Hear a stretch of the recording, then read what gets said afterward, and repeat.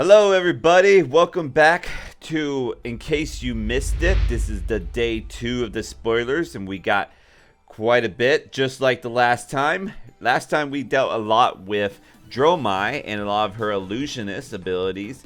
Today we're going to start it off with Rising Rebellion, our Draconic Ninja hero. Let's see what he does. You may start the game with a Phoenix Flame in your graveyard. Once per turn instant, and obviously I'll get to that. Once per turn instant, pay 3, return a Phoenix Flame from your graveyard to your hand. This ability costs 1 less for each Draconic chain link you control. Okay, and these your standard 4 intelligence, 40 life. Alright, well, let's just get down to it. What the hell is a Phoenix Flame? Alright, Phoenix Flame. This is a token that I will assume has a Flesh and Blood back, so it won't be indistinguishable from the rest of the cards. You may have, or you may add 3 Phoenix Flames to your deck in the Uprising limited format. Okay. If you control 2 or more Draconic chain links, Phoenix Flame has +1. It costs 0, pitches for 1, and comes in for 0 at first. But if you control 2 or more Draconic chain links, it'll get the +1. It'll have to go again. So let's go back to Fi here, or Faye, or however you guys want to say it. I'm not sure, but you can start with 1 in your graveyard, so you already have 1 at your disposal, and then you can pay 3 to return it from your graveyard to your hand. It costs less for each chain link you control. So ideally you would want to use this ability once there's already 2 or more Draconic chain links. So at worst, you'd want to pay 1 to bring it back into your hand so that you can play it for 0 and that it will swing in for 1 with go again. And then it goes back in the grave. Basically, it's almost like it's a weapon because you're using it every turn here. This is what Draconic Ninja is. I think we finally discovered, okay, what it means to be Draconic Ninja, and that you are going to build your deck around utilizing these Phoenixes, because this is at your arsenal. Well, there's actually an arsenal spot, so I can't say that pun, but this is at your disposal, these Phoenix Flames here.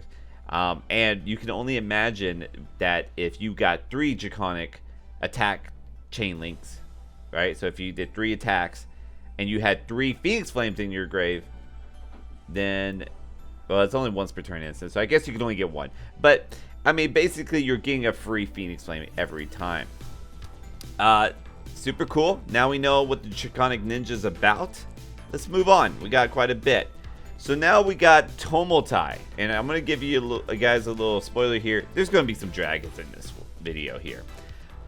So Tomotai, dragon or Draconic Illusionist Dragon ally. Whenever Tomotai attacks a hero, reveal the top 2 cards of your deck. If 1 or more red cards are revealed this way, put that many -1 shield counters on equipment they control. Then if it has 0 shield, destroy it. So this is an equipment destroyer dragon. Swings for 5, has a health of 5. This is, again, you turn your ash into a dragon here. In order to make this card, it is only a 1 of in the deck type card. I could not find the invoke Tomotai, which is what is like used to make this dragon, but it should be about the same. I'm not sure what it costs, so sorry about that, guys. Couldn't find that, but at least we can see what Tomotai is. To me, this is the coolest looking dragon, and with this ability, I mean, you can just destroy shields, you can destroy, I mean, like, yeah, you destroy armor, which is like such an essential part of this game. So this dragon has to be dealt with immediately. Okay, moving on. So here we got another dragon, invoke Azvalai. Alright, so this one I can show you how to actually make it. Cost 0, pitches for 1, transform target ash you control an Azvalai.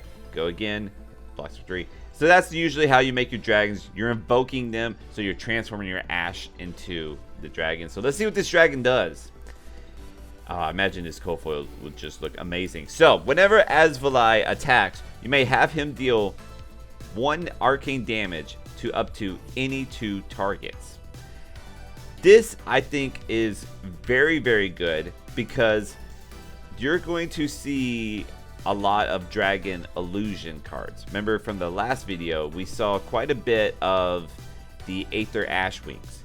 This dragon can destroy Aether Ash Wings with just by attacking. Just deal 1 arcane to 2 of them and just calling it good there, you know what I mean? So this dragon is a very anti-Dromai dragon. This is what you would definitely want to have if you're going against Dromai. This dragon is also good for ultimate pit fight, you know? A lot more people are getting into that, and this is a dragon that can split damage and allow you to attack multiple targets at once.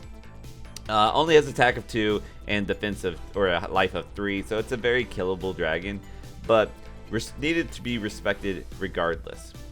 Moving on. So now here's another dragon, Invoke Kylorea. So I'm going to zoom up here.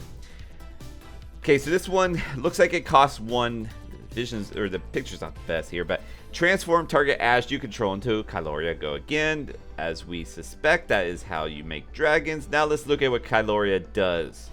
Whenever Kylorea hits a hero, gain control of an item they control. If you don't gain control of an item this way, draw a card.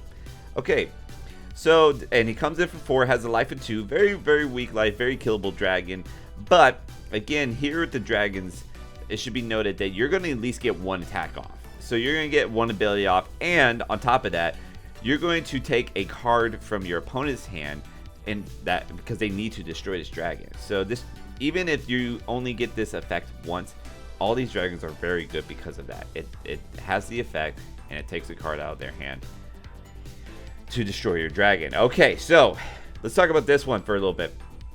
So obviously when we think of items, we immediately go to dash, and obviously this dragon would be pretty killer against dash. You just can't control of an item. That's kind of silly. But if they don't have an item, then you can just draw a card, and who doesn't want to just do that, right? So this is pretty damn cool. You know, if this is your last tech, your draw card can have an arsenal, or if you just have a way to give this go again so that you can use that card. Very, very cool. Cool looking dragon too, kind of has like a smog feel. All right, so we gotta move on. All right, moving on. Now we got Ovia. At the start of your turn, or when Ovia enters the arena, transform up to 1 Ash you control into an Aether Ash Wing.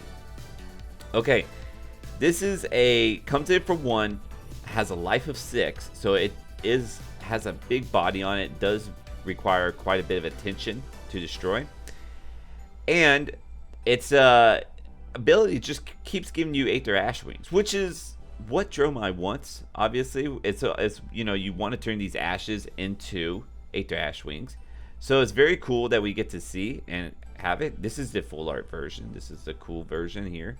I like these dragons. There's a lot of diversity with them. As far as like the attack power and life goes, as well as like the abilities that they have. Some abilities you can tell are just powerful right off the bat. Some, like these, maybe your opponent doesn't kill this dragon immediately. You know, who knows? All right, moving on. Now we're out of the dragons. We're back into the cards. We have the card that is named after the set, Uprising, 0 cost, pitches for red. Your next 4 Draconic attacks this turn gain +1, and it has go again. Obviously, the cards to be thinking about here is Aether Ash Wings, just giving them all +1. That's just exactly what we want. That's exactly how a Draconic deck is going to want to play. So this helps with the chain links. You know, this helps with just your basic attacks. It doesn't have to be Aether Ash Wings. It can just be basic attacks. This is just a pump all around, kind of like a Sting of Sorcery, it reminds me of. So just something that is good to like play at the beginning of the turn to really just set off to have an awesome turn. Moving on, Liquify. Rupture. So if it's chain link 4 or higher, target attack action card gains. When this hits a hero, put a -1 defense counter on equipment they control. Then if it has 0, destroy it. This is kind of like the dragon, but in card form. That's a attack reaction. It does cost 1. It blocks for 2. Okay, I mean, it's attack reaction. You wouldn't expect it to block very much more than 2, but it's a majestic, but I'm not in love with it, honestly. Just because I'm not like Mangle never really got to see its play, and maybe this is how you can destroy equipment, is doing attack reactions. So maybe this does become a thing. I would like to see it, but we'll find out. Okay, but that's my analysis there. All right, moving on. Flame Call Awakening. Cost 1, pitches red. When you attack with Flame Call Awakening, if you have played another red card this turn, you may search your deck for a Phoenix Flame, reveal it, put it in your hand, then shuffle. This is perfect. This is exactly what we want. Being able to just, you know, pump up or like play your red cards. This is an attack too, right? So it's like belittle minnowism sort of deal where it's like you're coming in with this one attack that has go again, and if you play another red card, which in these decks you probably have, then you can go get your Phoenix Flame, come in with another attack. These decks are really setting it up to be quite easy to get such a high chain link count, and that's exactly what you want because you want to get those ruptures out. Stoke the Flames. When Stoke the Flame hits, you may return a Phoenix Flame from your graveyard to your hand. If you do, Stoke the Flame gains go again. This is the 1/4 red that again is just really setting up this rupture ability, this chain link of 4 or higher.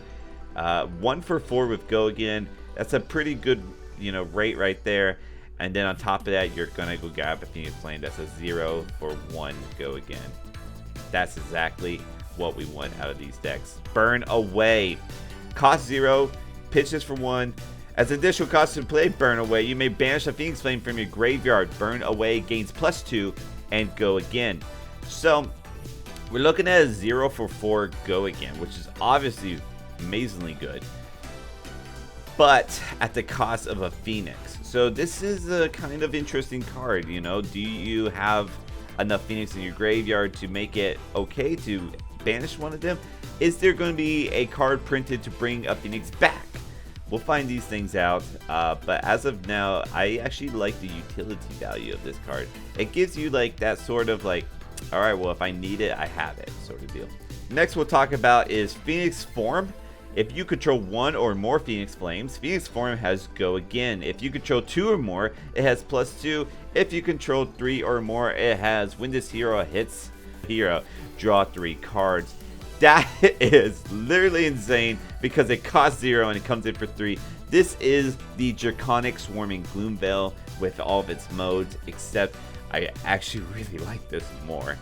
I mean, this is the Ninja card, so this is a great reason to play Phi, and oh my gosh, like, this is a 3-of in a Classic Constructed deck, no doubt. If you get this in your sealed pool or you see this in a draft, this is a very heavy indicator to probably try to make Phi work, because this card can just really go off, because at worst, with 1 Phoenix Flame, I'll have go again. 0 for 3 go again, that's fine. We can take that. We can work with that.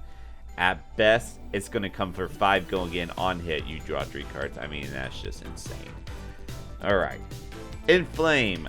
Another 0 cost. When you attack with Inflame, if you played another red card this turn, you may return a Phoenix Flame from your graveyard to your hand. Go again. This is a 0 for 1.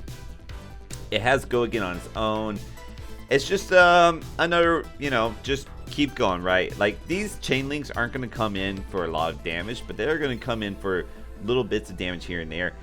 Obviously, you're not going to want to block this card. This card is only attacking for 1, but the point of this card is that's really setting it up for the Rupture ability. Alright, moving on. Let's look at Rise Up. This is another Dromai or Phi specialization. It costs 1. Rupture, if Rise Up is played chaining 4 or higher, it has Dominate and +X, where X is twice the number of Phoenix Flames you control. So this kind of tells us, just like with Ashes, I think Ashes and Phoenixes can be used between the 2 Draconic heroes, but it does seem that Phi tends to want to deal with Phoenixes more, and Dromai tends to want to deal with Ashes more. This one is definitely working with the Phoenix Flames, and this can come in, so getting +X, X is twice the number of Phoenix Flames. So if you're looking at 1 Phoenix Flame, it's coming in for 5, right? On the chain link higher, 1 for 5, that's okay. If you're looking at 2, now it's coming in for 7. If you're looking at 3, oh boy, now it's a 1 for 9, and that is pretty gnarly. So this is definitely one of those you set up, and You just come in. This is like a game winner type card. I think with a 5 type deck, you're going to see 3 of these. I would maybe not 3, but I mean, I don't know. I think this is this is a pretty damn good card. I think this specialization I like more than the last one we've seen. So this looks like it can actually deal quite a bit of damage for fairly cheap. I think that's fine. Next one here. Let's talk about an equipment for Draconic Ninja, Heat Wave. So we got equipment for the arms. Instant destroy Heat Wave, Phoenix Flames. You control gain +1 till the end of turn, and then it has Quell 1. I did not mention this in the last video, but Quell can block any sort of damage. Doesn't even have to be arcane damage. So, you know, you have that little flexibility there. This card seems to be more on the aggressive, so I don't think you're going to really find too many times where you can Quell and then pop it at the same turn. But having the flexibility is very nice, and we can see our first Draconic Ninja equipment. Rise from the Ashes, another 0 cost. The next Draconic or Ninja attack action card you play gains +3, so this is a pump. You may return a Phoenix Flame from your graveyard to your hand. Go again. This only blocks for 2, but this is a pretty great card. I mean, it's a pump for +3. You're allowing yourselves to get your Phoenix Flames back. You know, it's not bad, not bad, not bad at all. Okay, Flameborne Retribution costs 1.